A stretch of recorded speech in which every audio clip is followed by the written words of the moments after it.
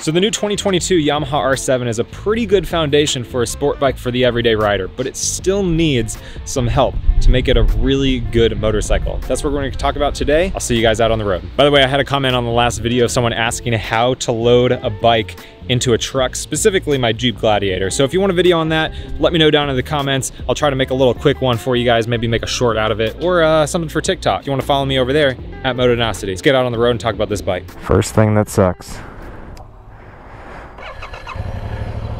That stock exhaust. Oh my goodness, it is awful. No sound, so quiet. No character, no rumble. I mean, it's nice if you're gonna be dailing it all the time. Oh geez, that rear wheel just skirted out. R7, what are you doing? What's going on, guys? Motonosity here. Welcome back to the channel. We've got the 2022 Yamaha R7 that I'm doing a collab build on with Motovation, your premier motorcycle parts retailer. I've been working with Motovation for several years now, and I was talking with Nate over there, one of the founders, and I was like, you know what would be a fun build? The R7. What are you doing, dude? Freaking pay attention, get off your phone, dude. Anyways, Nate was like, yes, I'm in, let's do it. And like a week, 2 weeks later, we had this R7. So, in case you were wondering, this is not, I mean, I think you can guess from the title of the video. I'm not sure that would be a title that you would get from someone that was paid. But this, I'm not being paid by Yamaha. Motovation is not paid by Yamaha. This was not provided by Yamaha. It was bought from a dealership at retail price, and we have no benefit of giving positive or negative feedback about this bike. Motovation just thought it would be a fun build and really wants to figure out what parts will currently fit on this bike from other Yamaha bikes, specifically the MT-07, but also R3, R1, R6. Someone is partaking in the marijuana. That's a cool building. Don't know what it's for. Let's go up first, or rather down first, and then up Congress.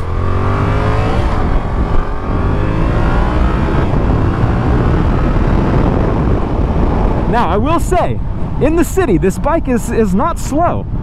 When everything around you is going pretty slow, it's got plenty of pep to it. It's not a slow bike. I'll take a step back. It's not slow. It's just not fast. It's not fast.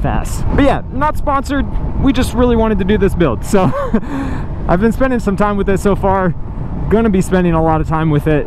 And today we're gonna be talking about a lot of the things that we want to do to this bike, because there's a lot of stuff that we want to do and there's a lot of stuff that we need to do. There is a particular buyer for this bike. I think the primary buyers, well, let's say two classes. It's gonna be the person who is a beginner. Jeez, people just cannot handle the zipper merge. You guys familiar with that? If you have something that's merging from 2 lanes to 1, you should take advantage of the 2 lanes until the moment you absolutely have to merge in together. Statistically, it helps the traffic flow better than if everyone just merges into 1 lane way farther back. Fun fact, there's even a video on it recently from, I don't know, some channel that I subscribe to. Cheddar, half as interesting. I don't know, it was one of those. Anyways, 2 particular buyers I think are for this bike. One, someone who is a beginner and wants something that they can grow into and that won't be too much for them as a first bike. And see, I can't do that. I can't just rev and get people to move. I mean, it works, but it's just not loud enough. It doesn't put the fear of God in people. But yeah, beginners who want something that they can grow into that's not too much. This is definitely the bike for that. Like, it's not too much for a beginner. Not even close to it. This is very similar to the SV650 that I started on, and I thought that was a great bike to start on. Come on, let's go. All of you. Turn. Let's go. Go. Seriously, you could easily have turned there because he had his blinker on and he was the only car approaching. Go, could have gone there, still could have gone there because they're turning. Second group of people that I think this bike is really for are the slightly more experienced rider who wants a sport bike that can be everything for them. Something that they can daily on, something that can be a weekend bike, something that can be taken to the track, and something that they can learn on. And I'm talking learn like more advanced riding. I think that this really covers all of that, and you can feel comfortable. You can commute on it comfortably, you can ride it on the highway comfortably, you can ride it on the track comfortably, and it's not too much bike where the bike is way more than you need to learn how to ride on a track. If you are a more experienced rider that wants a dedicated track bike, don't get this. I think that you could buy like a Ninja 400 or something like that you can dedicate for the track. You'll spend far less and you can learn quickly on that. It's still good enough power that, you know, you can pretty much go to any local track that you have, but not too much power that's, you know, too much to learn on. This, where I think it shines, is being able to do a lot in one bike. So that aside, maybe we can elaborate that on another video, but today we're going to be talking about a lot of the stuff that we want to do on this build and some of the stuff that it really needs. One, to shine as a bike at all, because there are some shortcomings, but two, just to make it a really awesome bike. Because I said it before, what I really like about this bike is that it looks the part. It really looks like a nice, quick sport bike. It looks like it could pass as an R6 to someone who doesn't really know about this bike. It could pass as something like an R6 to someone who doesn't really know about this bike or what they're looking at. And that's primarily because it does have that bigger rear tire that you typically see on, you know, 600s and 1000s. Not the biggest rear tire, but it's, you know, a decent size. By the way, can we just admire this Austin skyline? I don't ride as much down here anymore because I don't commute downtown for work, but man, have they done a lot down here. I just freaking love this city. If you haven't been to Austin, you need to come. People from Austin will, you know, whine about people moving here or, you know, things changing in the city and not being the same that it was 20 years ago, but man, I still freaking love this city after, what, 13 years that I've been here? Anyways, that's not what we're going to talk about. The biggest area that this bike really needs improvements on is the brakes. They are not good. They're not good at slow speed. They're not good at highway speed. They're not good after being used a while, whether you're using them for a prolonged period of time or using them or holding them in for a prolonged period of time. So we want to replace the lines, and we do have an idea of the color scheme that we want to go on this, because just like on my R6, I love the blue. That's why we get it from the start. It looks so good. It's one of the best stock colors that you can get on a bike. Again, freaking skyline, man. It's not the biggest city in the world, but man, it looks nice. So yeah, we do have a color scheme in line, so we're going to be doing some really nice lines that are going to look really good and, you know, enhance the look of this bike. Brake pads, these pads do not have any bite at all. And then of course, if you do all that, you got to, you know, put on some new good looking levers. I still have not done levers on my R1. I seriously need to, because that's one of the biggest points left on that bike. On this one, I think we're probably going to do it sooner rather than later, because we really want to have a dedicated video for brake improvements on this bike. From a functional standpoint, that is the biggest area that needs adjustment. The suspension, I think, is going to be decent enough. It's just, you really do need to adjust it for, you know, your riding and your weight, because this thing, the front suspension is so freaking soft. Oh man, I didn't know they put a taco deli here. I might have to stop for some tacos. Been watching me for years. You know, I used to be obsessed with Torchy's. Still go there sometimes. Their queso's still outstanding, but man, their tacos have kind of gone downhill a little bit. They took a bunch of them off the menu. Two of my favorites that I would get all the time, they took off the menu. They don't even have like all the supplies for it anymore, which sucks. Ooh, hyper motard.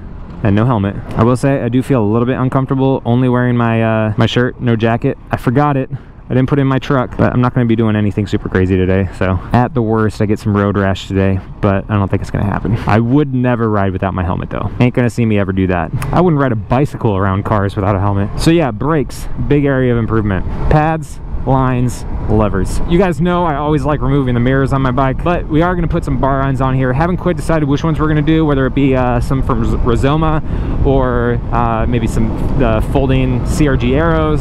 Haven't decided on that quite yet, but that's going to be coming. We will put block offs on here for the stock mirrors. They're a little bit different. I think they might be R3 mirrors. This is another thing that we're going to be testing.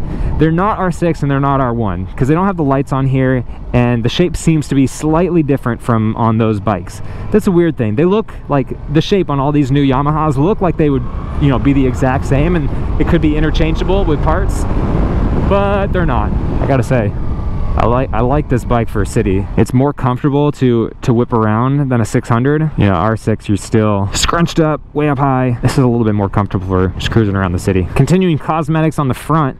I haven't done in my R1, but I also want to do the RGB LED DRL, lots of letters, replacement mod on the front of the bike that I did on the R6. If you haven't seen that, go check it out. they look absolutely ridiculous. They are awesome. You can change them all different colors. They can, you know, pulse to music and sound and get nice turn signal functionality. Very, very cool. So I do want to do that if we can. Pretty positive, like 99% sure that the windscreen is the exact same as the R6. We already have that one, so we're going to put in a light smoked R6 windscreen on here. That should make this look a little better. I did mention we're going to do a custom coloring on this, so all new fairings. Louis Moto seat cover is a must. I don't really like how this can't talk. This seat feels stock. It's not uncomfortable, but I just don't like how it feels. But that always makes a really big improvement on how the bike looks, because the stock seats are just, you know, nothing special. Freshman year, I lived in that big white building that's right there. Now, I mentioned that this bike, I think, is really good for beginners or someone who wants something that is a good all-around bike, whether it be track or daily riding or commuting, just does everything. It's not the fastest thing in the world, but the good thing about pretty much all sport bikes these days is once they get unlocked, it is a big improvement on the power. So I know we do want to put on a rapid bike tuner on here right from the start just to see what that can get out of it. I'll take it back to Black Widow and see how the mapping looks like that with the rapid bike. After that, might try an ECU flash. Might try an ECU flash with the rapid bike together, because the rapid bike does auto tuning based on, you know, your location, altitude. It's dynamic, so it changes as you ride. Regardless, we're gonna get more power out of this thing. If you didn't see the dyno video, I'll put that link down in the description and a playlist link so you can see everything that we do on this bike, whether before or after this video. As I said in the beginning of the video, this bike sounds awful stock because it's way quiet. Exhaust will be put on. And we're pretty sure that the one from the MT-07 fits right up on here with no interference, but we will find out. And I think that's going to make a big improvement on how fun this bike is to ride, because there's no like emotion on this thing, because it's just blah. You can't feel anything. I mean, you can, but not like you can if you have real thundering exhaust on a bike. And it's a good motor. Like it's not like a 300 where you put on an exhaust and there's only so much that it can do, because it's still only a 300. Aftermarket exhausts on this engine do sound really, really good. Obviously, rear of the bike, fender eliminator, ASAP. You guys know I am partial to TST Industries. They are top notch for me when it comes to especially Japanese bikes. If I have a bike and TST makes a fender eliminator for it, I'm not going with anything else. And any of you guys out there who have TST products on your bike, I know that you guys can back me up on that. TST is the bomb. Another area that I think that is going to be really responsive to mods on this bike is new gearing. So new sprockets, new chain, because I usually like to stay pretty close to stock on gearing on sport bikes. This bike, however, really I think would be good because it runs out of steam up top. It really does not have the power it needs to make full use of the RPM range in 6th gear. Chain adjusters, I am unhappy about that. It's got the same, you know, rear screw type chain adjusters as you typically see on 300s, because I think it's the same swing arm as the MT-07, and that's how it is on that bike. I know there are better chain adjusters that you can get for that style. I'm not sure what's available for the MT-07, but that's one area where it's probably going to be a direct swap for what's available on that bike. Tank pads, going to do that. New gas cap, gonna do that. Good view of downtown as we come in. But yeah, let me know if you guys have any other things that you guys want to see on this bike. If you got an MT-07, a newer one, and there's something that you really like on your bike, let us know. Leave it down in the comments. We'll take a look at it. I really do think that this bike is a great foundation. It just has some major points that need some improvement, functionality wise, experience wise, but as a foundation for a sport bike, I think it's going to be really nice for those groups that I talked about earlier in the video. If you want to get any motorcycle parts for your bike or this bike, hit up Motivation. I'll put their link down in the description. Big supporters of the channel, and they got a lot of different parts for a lot of different bikes. If you want to get any of my merch, you can get it at Motonosity.com. Otherwise, you guys have been awesome. I've been Motonosity. Remember, life's better with horsepower. Keep life lived, and I'll see you guys in the next one.